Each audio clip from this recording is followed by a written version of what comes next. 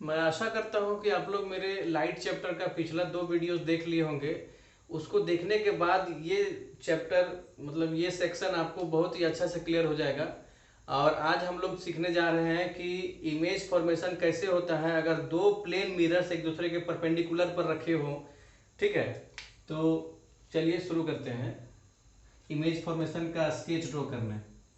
कि जब एक ऑब्जेक्ट दो प्लेन मिरर्स के बीच में और वैसे प्लेन मिरर्स जो एक दूसरे के परपेंडिकुलर पर रखे हो उनके बीच में अगर कोई ऑब्जेक्ट है, जैसे मान लीजिए यहाँ पे कोई ऑब्जेक्ट है, जरा और नीचे कर देते हैं, यहाँ पे कोई ऑब्जेक्ट है और अब हमें बनाना है इमेज। इस ऑब्जेक्ट का कहाँ कहाँ कितने नंबर ऑफ इमेजेस बनेंगे वो जानना है। ठीक है, तो जैसा कि हम जानते हैं कि इस सोर्स ऑफ लाइट से चारों दिशाओं में समान रूप से रेज ऑफ लाइट्स निकल रहे हैं और हमको सिंगल मिरर के लिए, सिंगल प्लेन मिरर के लिए हम कम से कम 2 रे ऑफ लाइट लेंगे, क्योंकि इस मिरर पर इमेज बनने के लिए जैसा कि मैंने बताया था कम से कम 2 रेज ऑफ लाइट जरूरी होगा तभी इमेज बनेगा। तो हम सबसे पहले इस मिरर को देखेंगे, इस मिरर पर ही जितना भी काम हो सकता है वो करेंगे 2 रे ऑफ लाइट लेकर के। ठीक है, तो जैसे कि किसी भी डायरेक्शन पर हम एक रे ऑफ लाइट को इंसिडेंट करवा देते हैं। यहाँ पे हो गया। इंसिडेंट होने के बाद दूसरा काम क्या बोला था मैंने, नॉर्मल ड्रॉ करना इसी पॉइंट पर परपेंडिकुलर टू द मिरर, तो आई एंगल पता चल जाएगा। उसके बाद इसी आई एंगल पर ही इसको रिफ्लेक्ट करवा देंगे। हाँ, हल्का सा ज्यादा से बन गया,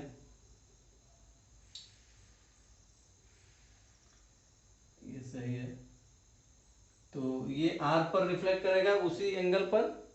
उसके बाद एक और रे ऑफ लाइट ले लेते हैं जो कि, अच्छा इसको पहले इसका पूरा काम कर देते हैं। ये रिफ्लेक्टेड रे इस मिरर के लिए इंसिडेंट रे बन गया, यहां से भी तो रिफ्लेक्ट हो जाएगा। ये ऐसा तो नहीं है कि यहीं पे जाकर के पार हो जाएगा, ये भी प्लेन मिरर है तो यहां से भी ये रिफ्लेक्ट हो जाएगा उसी एंगल पर जिस एंगल पर ये इंसिडेंट हुआ था। ठीक है,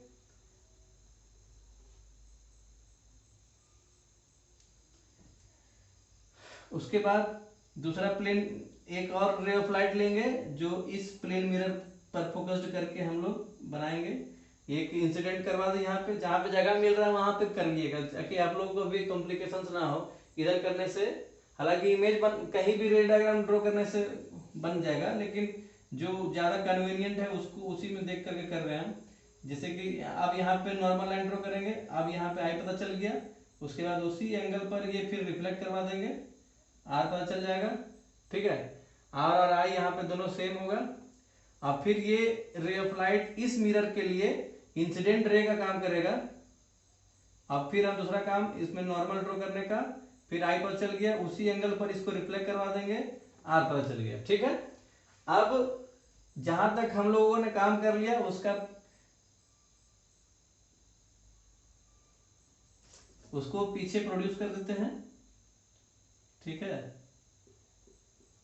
जैसे कि मिरर के पीछे ही मिलता हुआ प्रतीत होता है ये दोनों।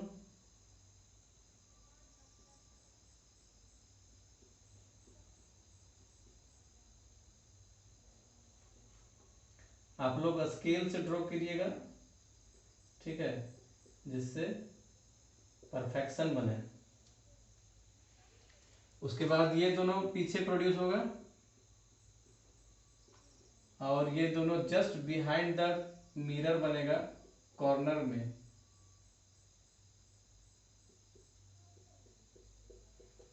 ठीक है, ये जस्ट कॉर्नर में बनेगा। उसके बाद एक मिरर का काम किए थे, सिर्फ अभी हम सिर्फ एक मिरर पर इंसिडेंट करवाएं तो एक इमेज बना। उसके बाद ये दोनों मिरर का यूज करके दूसरा इमेज बना। अब सिर्फ जो रे ऑफ लाइट इस पर इंसिडेंट कराएंगे उसको बनाना है।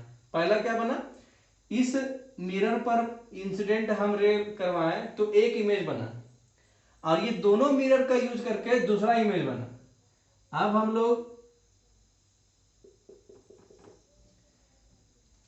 सिर्फ इस मिरर का यूज करके एक और 2 रेज ऑफ लाइट्स हम लोग इंसिडेंट करवाएंगे, उसके बाद देखेंगे कितने नंबर ऑफ इमेजेस बनते हैं। तो एक यहाँ पे इंसिडेंट करवा दिए,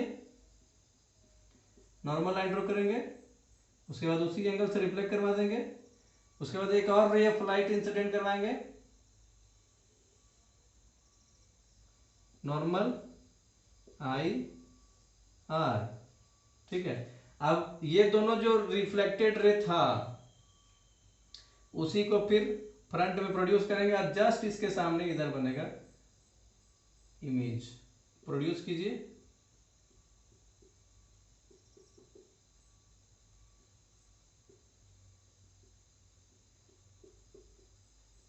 ठीक है, यहां पे जाकर के मिला।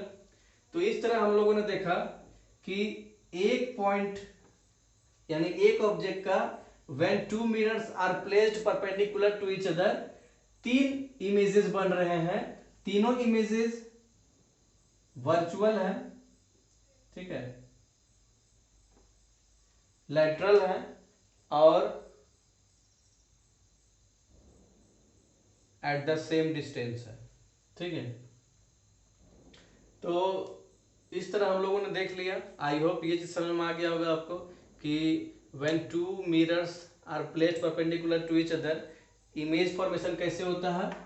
अब हल्का सा इस पर बेस्ड एक न्यूमेरिकल होता है, उसको हम लोग जान लेते हैं। जैसे जब मिरर 90 डिग्री पर था तो हम लोगों ने देखा कि 3 इमेजेस बने। तो नंबर ऑफ इमेजेस बिना ड्रॉ किए हम लोग कैसे पता करेंगे वो जान लेते हैं। इसमें क्या है कि सिंपली हमको 360 को जितना एंगल है, जो भी एंगल यहाँ पे है, दो मिरर्स के बीच का एंगल जो भी है, वो 360 को उस थीटा एंगल से डिवाइड कर देंगे। अगर यहाँ पे रिजल्ट इवन आएगा तो उसमें -1 कर देंगे, और अगर ऑड आएगा तो आंसर वही होगा, ठीक है।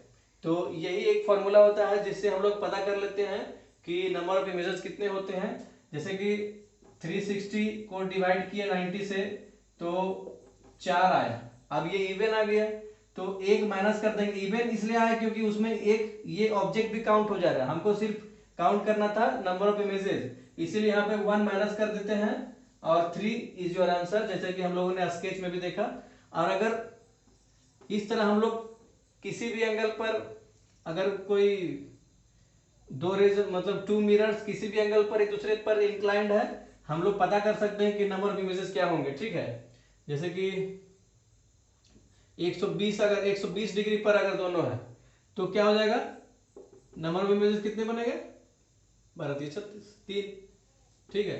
तो 120 डिग्री पर भी अगर होंगे तो 3, ये ऑड आया, ऑड ही छोड़ देंगे, -1 करेंगे नहीं, ठीक है। और अगर हमको 5 तो अगर दो मिरर्स 75 डिग्री पर अगर हो, ठीक है, अगर ये दोनों 75 डिग्री पर हो मतलब कि इस तरह, तो कितने नंबर ऑफ इमेजेस बनेंगे, तो डिवाइड करके देख लेंगे। 75 25 हो जाएगा यानी कि 5, तो नंबर ऑफ इमेजेस 5 बनेंगे। आई होप ये चीज आपको समझ में आ गया होगा कि नंबर ऑफ इमेजेस कैसे निकालना होता है बाय फॉर्मूला। 360 को थीटा से डिवाइड करेंगे, अगर इवन आएगा तो 1 माइनस कर देंगे, ऑड आएगा तो वही आंसर हो जाएगा, ठीक है। तो थैंक यू।